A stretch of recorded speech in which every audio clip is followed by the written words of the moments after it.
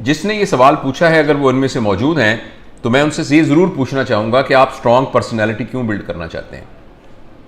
अगर तो यहाँ मौजूद हैं तो प्लीज़ ज़रूर बताइए कि, या हम कोई प्रिज्यूम कर लें अगर वो यहाँ मौजूद नहीं है कि जी नहीं होंगी तो शायद, लेकिन आप ज़रा वो जनरलाइज ही बता दें।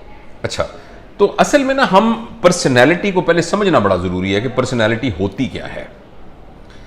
पर्सनैलिटी वो होती है जो हमारा बाहर का इंटरफेस है, जो लोग देखते हैं।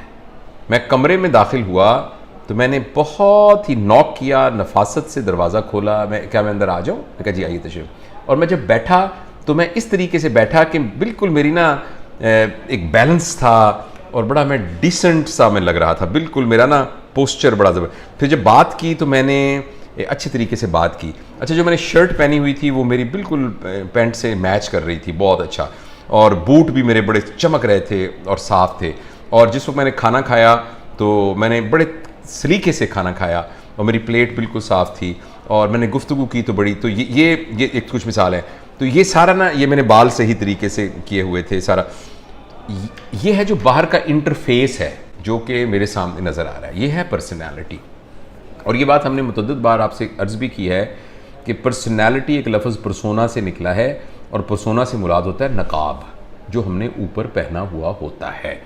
ऐसा बहुत मुमकिन है कि इंसान अंदर से कुछ और हो मगर उसकी पर्सनैलिटी बड़ी ज़बरदस्त हो, क्योंकि एक आदमी अंदर से कुछ हो बिल्कुल, लेकिन उसका नकाब बड़ा एम्ब्रॉयडरी किया हुआ खूबसूरत हो तो वो बहुत खूबसूरत लग रहा हो। ये बहुत पॉसिबल है। हो सकता है मैं बहुत ही नफासत के साथ आपसे माफ़ी चाहता हूँ, बहुत ही नफासत के साथ आपसे गुफ्तगू करूँ, लेकिन अंदर से मैं बिल्कुल ऐसा ना हूँ। तो ये है पर्सनैलिटी। इस पर्सनैलिटी को बनाना भी ज़रूरी है, इसलिए कि हमें दुनिया के साथ इंटरेक्ट करना है। आप किसी शादी में जा रही हैं तो शादी के हिसाब से आपकी पर्सनैलिटी होनी चाहिए। आप फ़र्ज़ करें मस्जिद में जा रहे हैं तो आपकी मस्जिद के हिसाब से आपकी गेटअप और आपकी पर्सनैलिटी होनी चाहिए।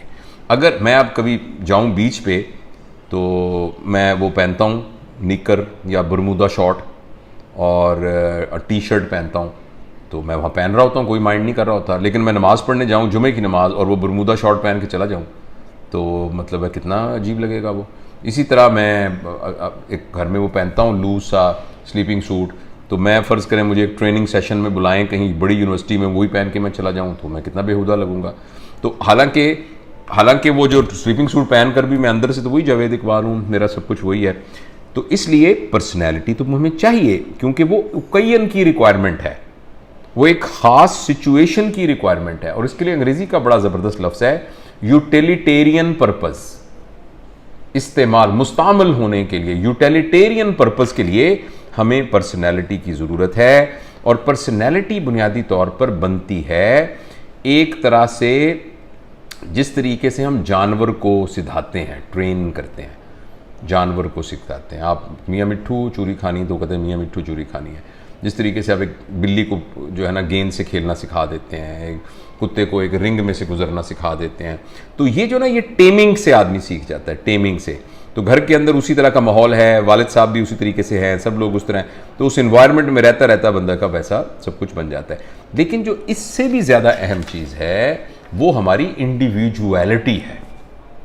आपके सवाल के जवाब में मैं कहूँगा बिल्कुल पर्सनैलिटी पर मेहनत करनी चाहिए। पर्सनैलिटी बहुत ज़रूरी है फॉर यूटिलिटेरियन पर्पज़। लेकिन असल चीज़ जिसके ऊपर ज़्यादा मेहनत करनी चाहिए, जो ज़्यादा काउंट करती है, वो है इंडिविजुअलिटी। और उसके लिए जो लफ्ज़ है वो है किरदार। मैं अंदर से क्या हूँ। अच्छा, पर्सनैलिटी वो है जो मैं लोगों के सामने हूँ, और इंडिविजुअलिटी वो है कि जब मैं अकेले में हूँ तो मैं जो हूँ, वो इंडिविजुअलिटी है।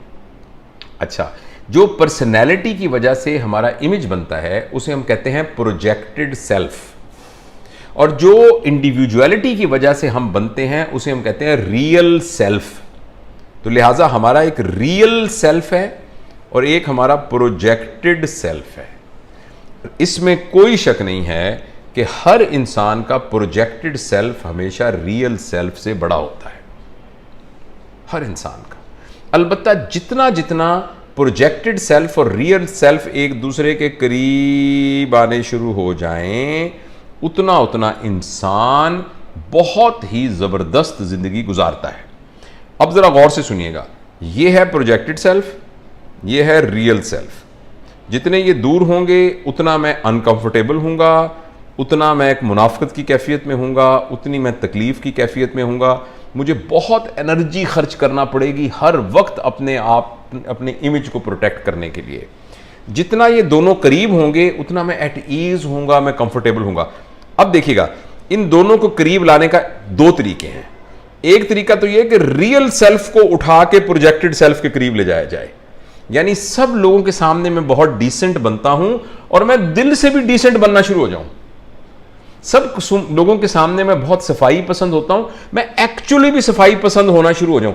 अगर मैं यूं करके अपने प्रोजेक्टेड सेल्फ और रियल सेल्फ को करीब कर दूं, इसके नतीजे में मैं खुद तो कंफर्टेबल हूंगा ही हूंगा, मुआशरा भी बहुत ज्यादा कंफर्टेबल होगा। और जो अशरफुल मखलूकात होने की वजह से मुआशरे में मेरी रिस्पॉन्सिबिलिटी है, वो मैं बहुत जबर तरीके से अदा करूंगा। और वो लोग जिनका रियल सेल्फ ऊपर जाता जाता प्रोजेक्टेड सेल्फ के करीब आ जाता है, ये वो बड़े लोग होते हैं जो मुआशरे में बहुत ज्यादा कंट्रीब्यूट करते हैं।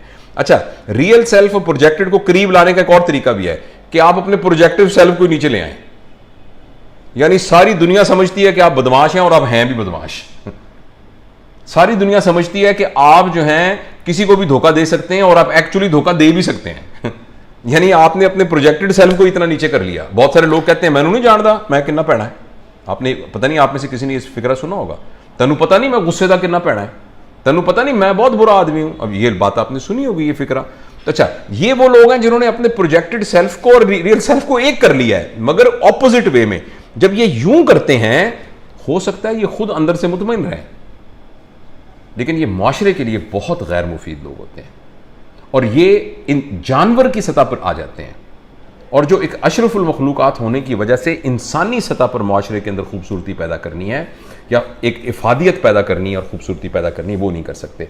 लिहाजा ये सारी बहस थोड़ी सी उलझ गई, लेकिन जो बात मैं आपसे अर्ज़ करना चाहता हूँ वो ये है कि हम सबको अपनी पर्सनैलिटी पे बहुत मेहनत करनी चाहिए, मगर उससे बहुत यानी कि हम बाहर से कैसे लगें, हम उठने बैठने का सलीका, बात करने का सलीका, ये सब चीज़ें हमें सीखनी चाहिए। कम्युनिकेशन स्किल्स हैं, हमारी ग्रुप डायनामिक्स हैं, और हमारी टॉलरेंस है, और हमारे जज्बात के ऊपर कंट्रोल है।